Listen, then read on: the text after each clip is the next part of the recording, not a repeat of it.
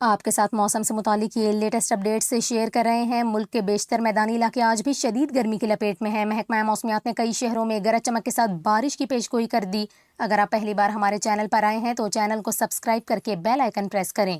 آپ کو بتائیں، گزشتہ روز جڑواں شہروں راولپنڈی اور اسلام آباد میں گرد آلود طوفان کے ساتھ بارش ریکارڈ کی گئی۔ لاہور میں بھی شدید گرمی کے بعد رات میں آندھی اور پھر بوندا باندی ہوئی، جس کے سبب کئی علاقوں میں بجلی معطل ہو گئی۔